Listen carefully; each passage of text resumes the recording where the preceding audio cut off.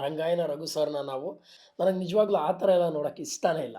I'm here for the vengeance of all the blood that you poured into the soil. Hi hello ನಮಸ್ಕಾರ.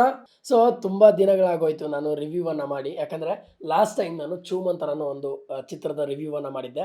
ಆದರೆ ಇವತ್ತು ನಾನು ಒಂದು ಚಿತ್ರದ ರಿವ್ಯೂವನ್ನು ಮಾಡಕ್ಕೆ ಹೊಲ್ತಿದ್ದೀನಿ. ಅದರಲ್ಲಿರುವಂತಹ ಪ್ಲಸ್ ಆ್ಯಂಡ್ ಮೈನಸನ್ನು ಹೇಳಕ್ಕೆ ಹೊಲ್ತಿದ್ದೀನಿ. ಆ ಚಿತ್ರದ ಹೆಸರು ಫಾರೆಸ್ಟ್. ಸೊ ಹೆಸರಲ್ಲೇ ಕಾಡಿದೆ. ಸೊ ಕಾಡಿಗೆ ಹೋಗೋಕ್ಕೆ ಒಂದು ಕಾರಣ ಬೇಕಿದೆ. ಹಾಗಾಗಿ ಈ ಒಂದು ಕಾರಣವನ್ನು ನಮಗೆ ಕೊಡೋರು ಅವಿನಾಶ್, ನಮ್ಮ ಆಪ್ತ ಮಿತ್ರ ಅವಿನಾಶ್ ಅವರು ಈ ಒಂದು ಶುರುವಾತಿನಲ್ಲೇ ಕತೆಗೆ ಟ್ವಿಸ್ಟ್ ಹಾಗೆ ಟರ್ನನ್ನು ಕೊಡ್ತಾರೆ. ಸೊ ಇಲ್ಲಿ ಒಂದು ಹೊನ್ನಿನ ಕತೆಗೆ ಜೀವ ಬರುತ್ತೆ. ಆ ಹೊನ್ನನ್ನು ಹುಡುಕೊಂಡು, ಅಂದರೆ ಆ ಕೋಟಿ ದುಡ್ಡನ್ನು ಹುಡುಕೊಂಡು ಕೋತಿ ಬುದ್ಧಿಯ ಪಾತ್ರಗಳು ಕಾಡಿಗೆ ಹೋಗ್ತವೆ. ಅದು ಯಾರು ಅನ್ನೋದನ್ನು ನೀವು ಚಿತ್ರದಲ್ಲೇ ನೋಡಬೇಕು.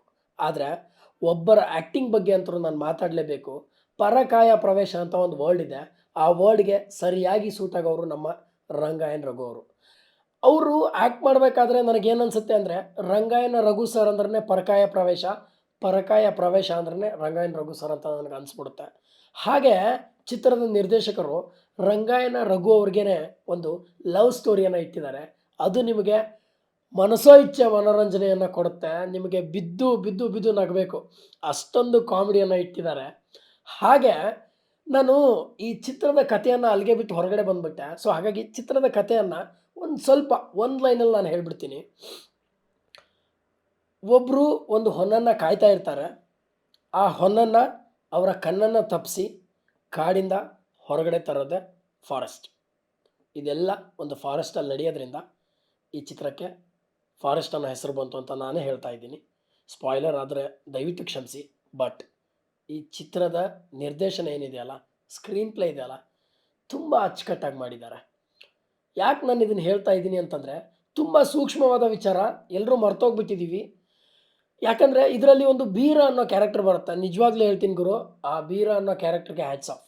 ಯಾಕಂದರೆ ಆ ಒಂದು ಕ್ಯಾರೆಕ್ಟರ್ನ ಕೊಟ್ಟಾಗ ಆ ಕ್ಯಾರೆಕ್ಟರ್ ಹಿಂದೆ ಹೆಂಗಿತ್ತೋ ನನಗೆ ಗೊತ್ತಿಲ್ಲ.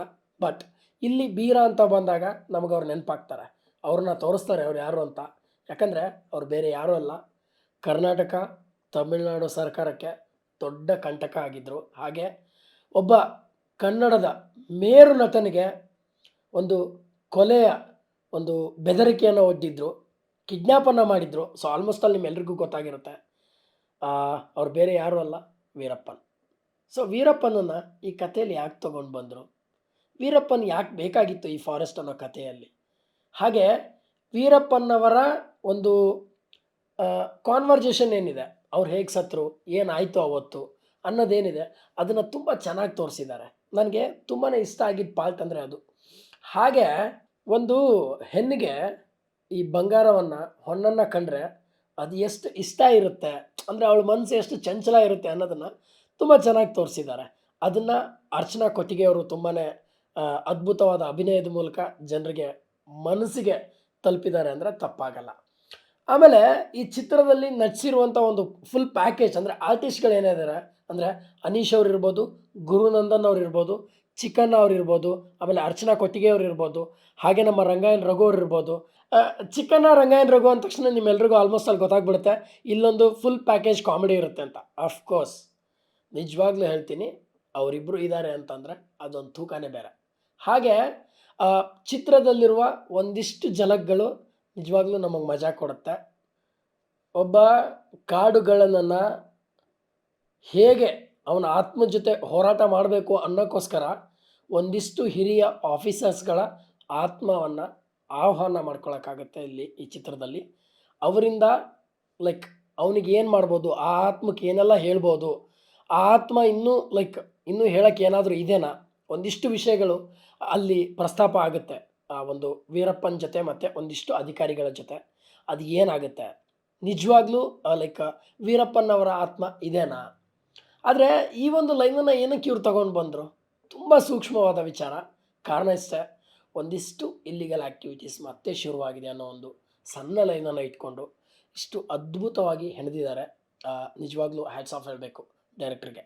ಹಾಗೆ ಪಾತ್ರಗಳನ್ನು ಕೊಟ್ಟಿದ್ದಾರಲ್ವ, ನಿಜವಾಗ್ಲೂ ಹೇಳ್ತೀನಿ, ಪಾತ್ರಗಳು ತುಂಬ ಅದ್ಭುತವಾಗಿದೆ. ಒಂದೊಂದು ಪಾತ್ರ ವಿಭಿನ್ನವಾಗಿದೆ. ಹಾಗೆ ಕೊನೆಗೆ ವೀರಪ್ಪನನ್ನು ಒಂದು ಆನೆಯ ಆತ್ಮ ಸೋಲ್ಸುತ್ತೆ. ಲೈಕ್ ಆನೆ ಆತ್ಮ ಹೆಂಗೆ ಬರುತ್ತೆ, ಯಾರಿಗೆ ಬರುತ್ತೆ, ಎಲ್ಲಿ ಬರುತ್ತೆ, ಅದನ್ನೆಲ್ಲದನ್ನು ನೀವು ಚಿತ್ರಮಂದಿರದಲ್ಲೇ ನೋಡಬೇಕು. ಹಾಗೆ ಈ ಚಿತ್ರದ ಒಂದು ನೆಗೆಟಿವ್ ಪಾರ್ಟ್ಗೆ ಬರೋದಾದರೆ ದಯವಿಟ್ಟು ಹೇಳ್ತೀನಿ, ರಂಗಾಯಣ ರಘು ಸರ್ನ ನಾವು ಕೆಲವೊಂದು ಸೀನ್ಗಳಲ್ಲಿ ತುಂಬ ಮುಜುಗರ ಮಾಡ್ಕೊತೀವಿ ನೋಡೋಕ್ಕೆ.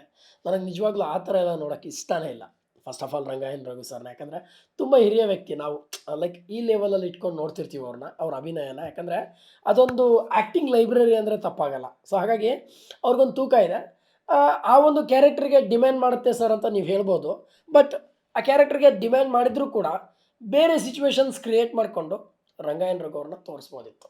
ಆದರೆ ಅದೊಂದು ನನಗೆ ಬೇಜಾರಾಯಿತು. ಹಾಗೆ ಕೊನೆಯದಾಗಿ ಒಂದು ಫೈಟ್ ಬರುತ್ತೆ.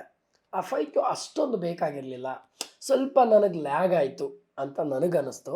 ಹಾಗೆ ನಿಮ್ಮೆಲ್ರಿಗೂ ನಾನು ಏನು ಕೇಳ್ಕೊಳ್ಳೋದು ಅಂತಂದರೆ, ಈ ಒಂದು ವಾಮಾಚಾರದ ಗಾಳಿ ಬೀಸ್ತಾ ಇರುತ್ತೆ ಚಿತ್ರದಲ್ಲಿ. ಕೇವಲ ಅಂದರೆ ಆ ಒಂದು ಎಂಟರ್ಟೈನ್ಮೆಂಟ್ ಫ್ಯಾಕ್ಟ್ರ್ ಅಂತ ಏನಿದೆ ಅದಕ್ಕೋಸ್ಕರ ಅದನ್ನ ಅಲ್ಲಿ ಬಳಸ್ಕೊಳ್ಳಲಾಗಿದೆ. ಅದನ್ನು ಬಿಟ್ಟರೆ ಬೇರೆ ಏನೂ ಇಲ್ಲ. ಆ ವಾಮಾಚಾರದ ಗಾಳಿ ಅದನ್ನು ಬಿಟ್ಟರೆ ಚಿತ್ರ ತುಂಬ ಚೆನ್ನಾಗಿದೆ. ಕೊಟ್ಟ ದುಡ್ಡಿಗೆ ಮೋಸ ಇಲ್ಲ.